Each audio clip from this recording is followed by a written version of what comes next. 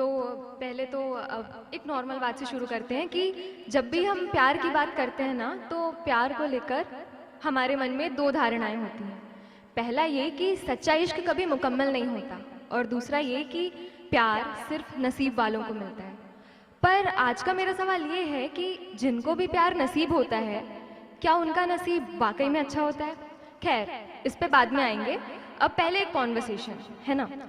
हाय, नीले पन्नों वाली कॉपी ये कहाँ से मिली तुम्हें? वो एक्चुअली 1.5 महीने पहले बड़े चौपाल पर एक साहित्यिक मेला लगा था, वहीं से लिया है मैंने। वो मेला अभी भी है क्या?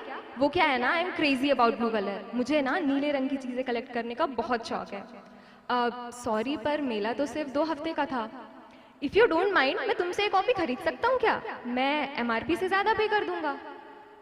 कॉलेज का लड़का कलर और कॉपी के लिए इतना क्रेजी, इम्प्रेसिव।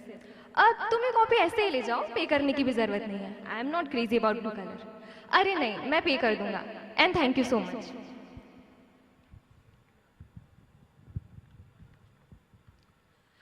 कॉलेज के खुले मैदान में नीले आसमां के नीचे नीले पन्नों की कॉपी की ये हेर फेर से मेरा दिल गुलाबी होने लगा था। वैसे उससे कभी कुछ खास बात हुई नहीं, आज हुई तो लगा जैसे मेरा ही कोई अपना, मेरा ही कोई सगा था। फिर सिलसिला ये चाहत का न मैंने बुझने दिया। आहिस्ते आहिस्ते उसकी सारी क्रेजी फैंटेसीज मैं सुनने लगी। ख्वाब उसकी चाहत बनने की मैं भी बुनने लगी। उसका भी प्यार मुझे महसूस होने लगा, मैं उसमें, वो मुझ में महफूज होने लगा। ये पन्नों की अदला बदली कब 7 वचनों की अदला बदली बन गई खबर नहीं, पर हर वक्त मेरे पास आने को जैसे उसको सब्र नहीं।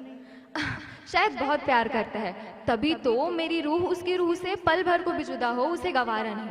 साफ कहता है, तुम सिर्फ मेरी हो, तुम्हारा जरा सा भी कोई बंटवारा नहीं। अक्सर किसी से मिलने नहीं जाने देता, ना ही किसी को मुझसे मिलने आने देता। 4 दीवारी के भीतर रखता है महफूज, और अपने इन अजीब हरकतों का हमेशा तैयार रखता है एक एक्सक्यूज। अंधेरी रातें मुझे अब गुर्बत की नहीं काली सी लगने लगी। डर के उससे मैं हमारे ही घर में छुप छुप के रहने लगी। उसके छुअन के एहसास में एक हवस का आभास था। किसी न किसी तरीके से उसका जिस्म हमेशा मेरे जिस्म के आसपास था। उससे कम और खुद से ज्यादा बातें कर मन में एक चिंगारी रहा सुलग है। फिर भी खुद को एक आशा दिला रही कि नहीं, मेरा वाला अलग है। गुलाब और गजरे की जगह वो रोज मुझे बेल्ट की मार से रूबरू कराने लगा। खबरदार किसी से कुछ कहा है तो, कह के वो रोज मुझे डराने लगा। अंधेरी ढलते इस रिश्ते में मानो अब कोई आस ना था।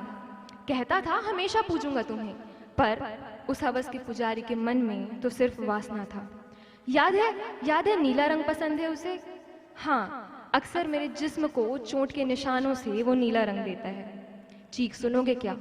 बिलखते हुए आस की गुहार मेरा एक एक अंग देता है। पर ना, मैं अक्सर इन चोट के निशानों को छुपा देती हूँ। कोई पूछे तो अब भी इन नीले जख्मों को मैं लव बाइट बता देती हूँ।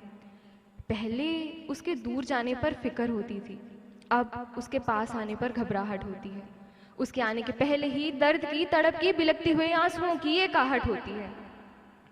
उसके बढ़ते कदमों की आवाज के साथ ही मेरी सांसें तेज और हाथ कुछ ठंड पड़ जाते हैं। घावों का तो पूछो ही मत साहब, बिन दवा के वो रोज लहू की लपेट में ही सड़ जाते हैं। एक दिन वो आया, मुझे बेचैन नहीं काफी शांत पाया। जिस्म पूरा नीला और सांसें थमी हुई थी।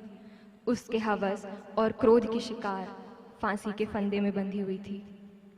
नीला शरीर लिए नीले आसमां के नीचे ये नारी अपना ही जनाजा सजा रही थी। जीते जी उसकी हवस और मरने के बाद उसके नीले रंग की क्रेजी फैंटेसीज बुझा रही थी। उसके नीले रंग की क्रेजी फैंटेसीज बुझा रही थी। Thank you so much.